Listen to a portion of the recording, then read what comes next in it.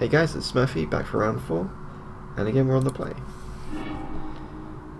And unfortunately this is a mulligan. This is probably the biggest side effect from playing Manamorphose. That you can't see what you're going to draw into. I'm just trying to think if this, like if we do top deck a land, this hand is just great. But the risk is just not worth it. This hand is not good.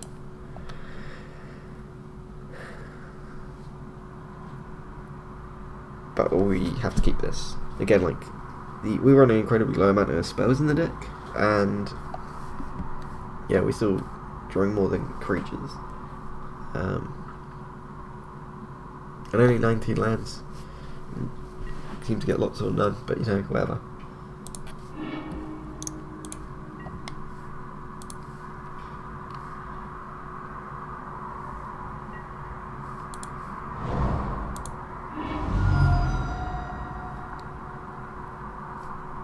So he had like a stop upkeep.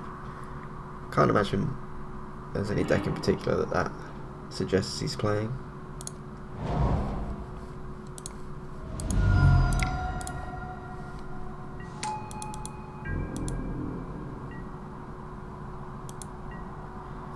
Obviously I wanted Stomping Ground over Temple Garden in case we get a Goblin Bushwhacker off the top. That's double red. Okay, so we're playing against Merfolk, which I found is actually a pretty good matchup. Another path. Okay. Let's get Sacred Foundry. I'm just gonna shock it in now. Because yeah, I expect to pass something next turn. And I want to pop the Wild Nacatl up. I guess I could Atarka's command here. So then we'll go for 3, 6, 7.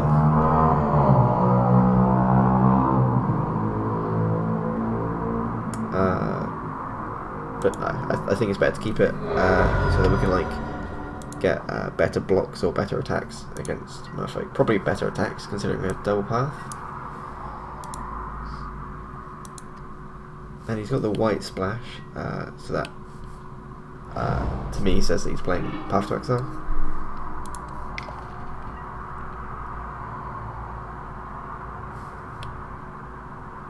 Is that the one that bounces a guy? Yeah. That's annoying.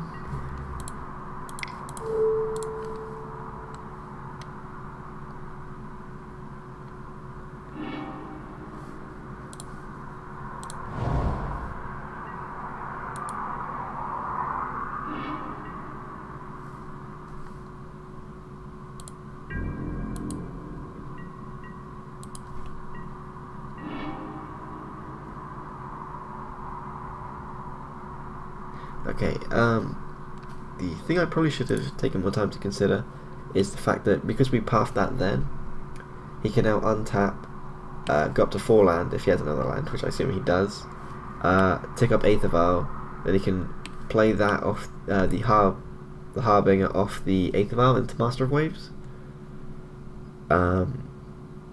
Yeah, but that's not really an issue to be honest, because we can path it and then all the tokens will die.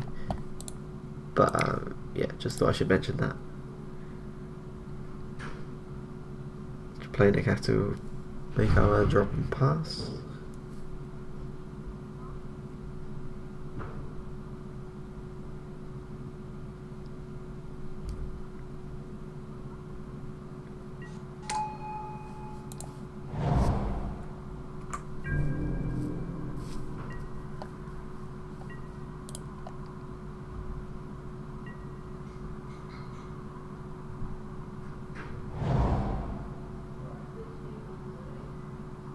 I'm interested to see if this is what he does.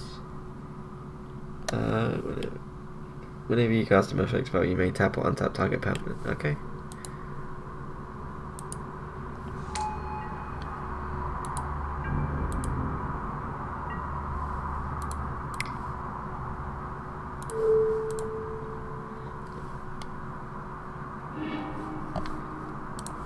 We're just gonna get rid of that.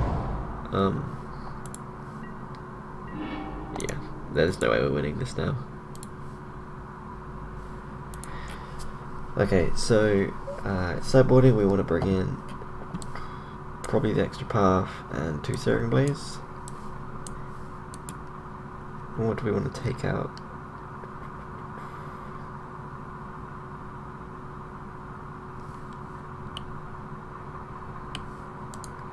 Like, you can't just like take out the Manamorphose, but especially as we're adding Searing Blaze, maybe like a Burning-Tree Searing Blaze, things like that. I just think that Manamorphose is worth keeping in.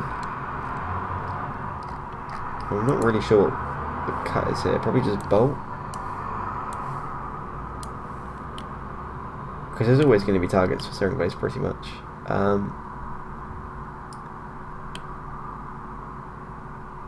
Yeah, I think that's fine. Like, we could bring these in to destroy Aether Vials, I guess.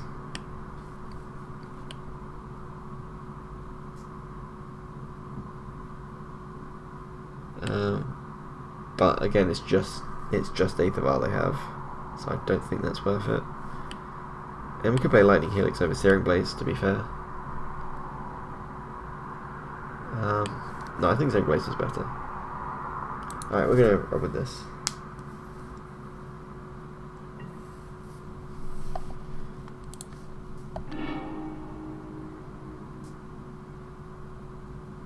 This hand is great, so we'll keep. So I guess the option is, do we want to turn 1 Experiment 1 or turn 1 Goblin Guide? We have nothing with 3 power in our hand or 3 toughness, which would suggest that we're not going to be able to get the Experiment 1 to 3 yet, at least. So it's probably better off to play the Goblin Guide. Like, yeah, it looks obvious just to play the Experiment 1, just because it gets bigger, but I'm not sure.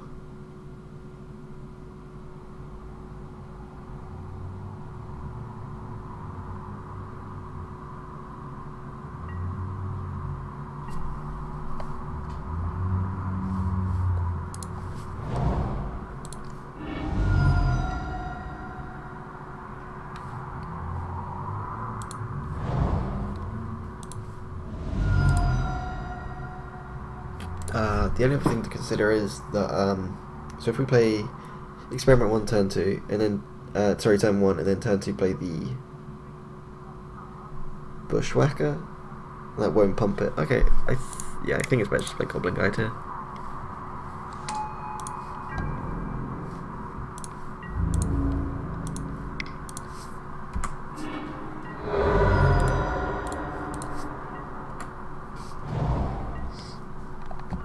No Aether Vial, that's good news.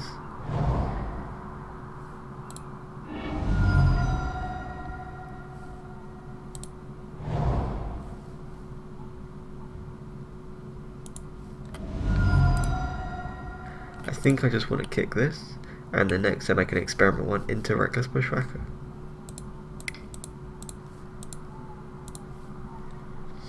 And we can like basically just chain Bushwhackers and things.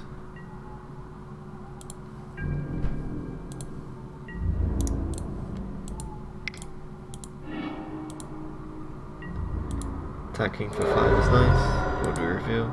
Just a land. Okay.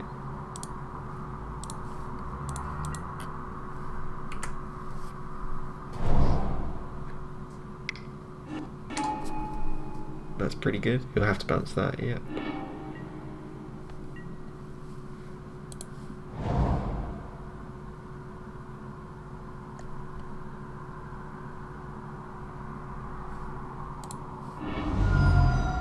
Get a mountain now.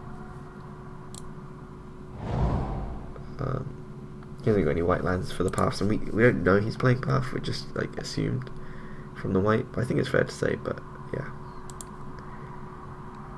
So now we're going to play the Experiment 1 over the Goblin Guide, just because it's going to get haste.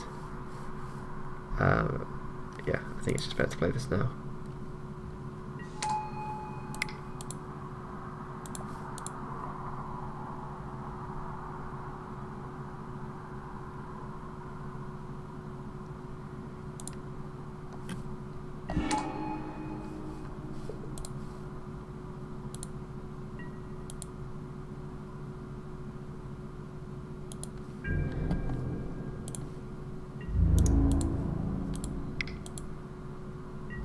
Okay, maybe it was better to play the Goblin guy, because now we can trade, and if we draw like a 3 or 3 power toughness creature, the experiment one's more valuable than the Goblin Guide. So yes, Goblin Guide probably was better off being played there.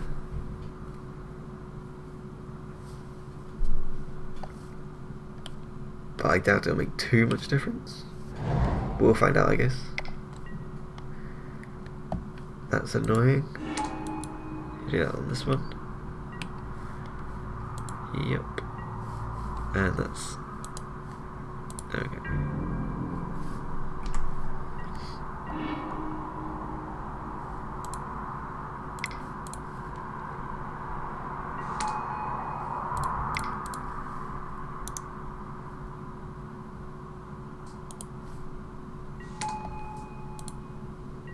Just get him for loads of damage. Like if he chooses to block, then we get the other Bushwhacker back. So effectively, he's just not blocked anything. Well, kind of anyway. Hard to imagine he can win from this spot.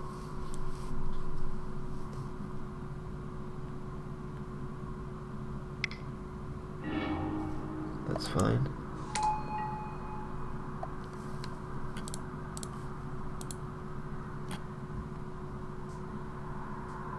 Okay.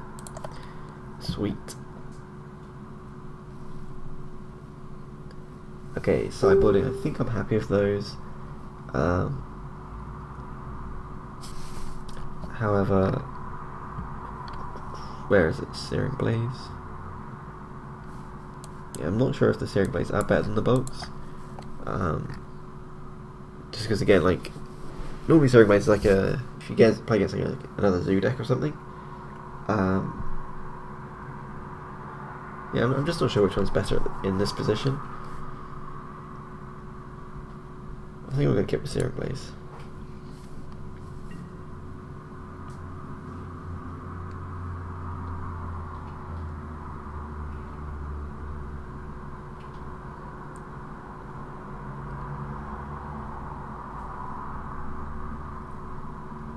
And again, we're just going to hope to have a hand of 2 land, which we do not. We are on the draw, which is nice, but again, I'm not going to keep a 1 land hand. There's just no reason to. This is cool. I think obviously that's good, but I think we want more creatures at this point. However, Atarka's Command does let us attack and then pump the creatures so that they're out of like. So like when they assign blockers, we can just get through a little bit better. So I think I'm going to actually keep that on top. So I can go turn 1 Kird Ape or Goblin Guide, probably Goblin Guide, and then turn 2 Bushwhacker. And then turn 3 you can do like a...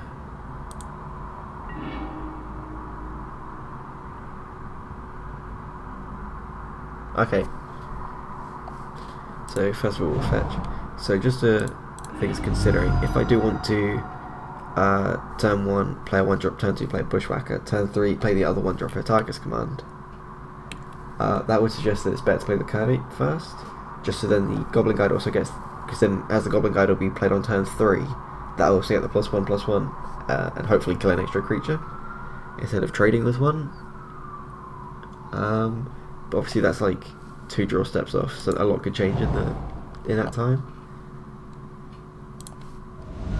So I think I'm just going to go with the better play for now, assuming that we draw more action than land.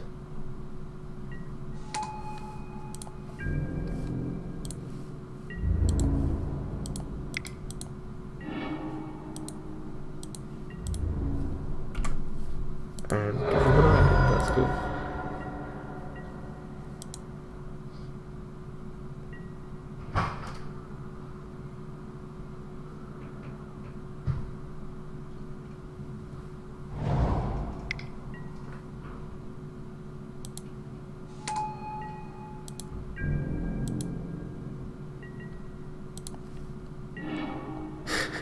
Okay, so another play is just to swing with the Goblin Guide, because I assume he's not going to block, and then if he does we can just attack his command, that'll kill that, keep the Goblin Guide alive, and he'll be on 15.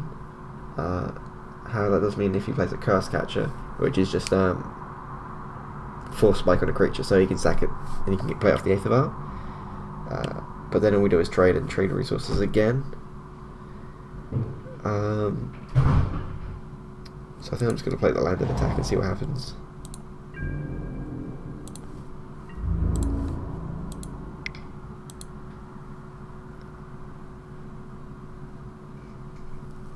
So the cards for him to play around are like...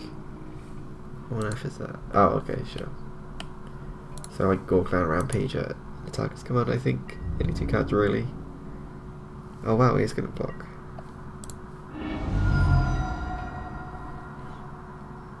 What do we want to get here? Sacred Foundry.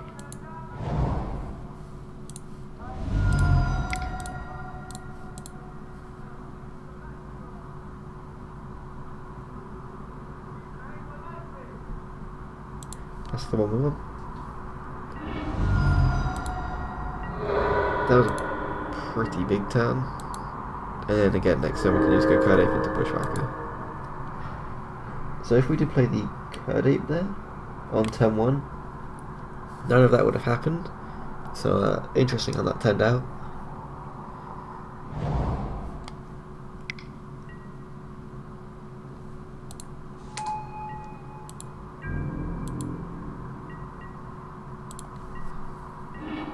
And we drew another land.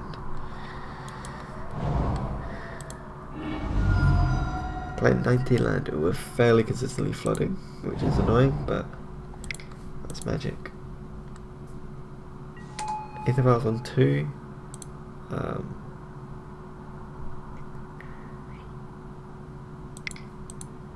So if you flash something in, it'll...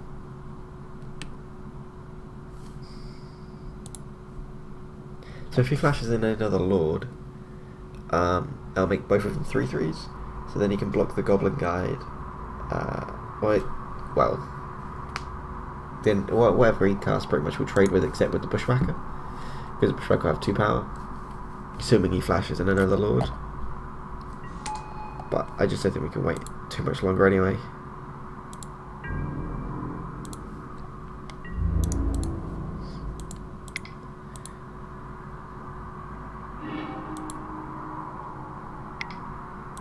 It's fine.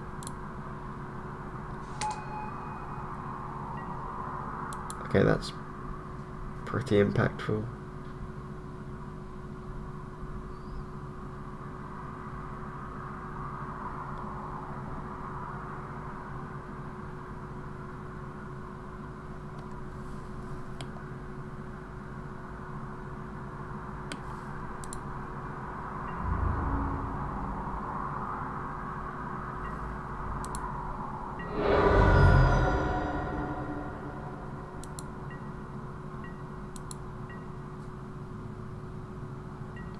Okay, so he's on above 10 health. We have nothing but land. Definitely not a good spot. But again, we have just drawn a ridiculous amount of land. It's not the end of the world. Yeah, there's just no way we can come back now.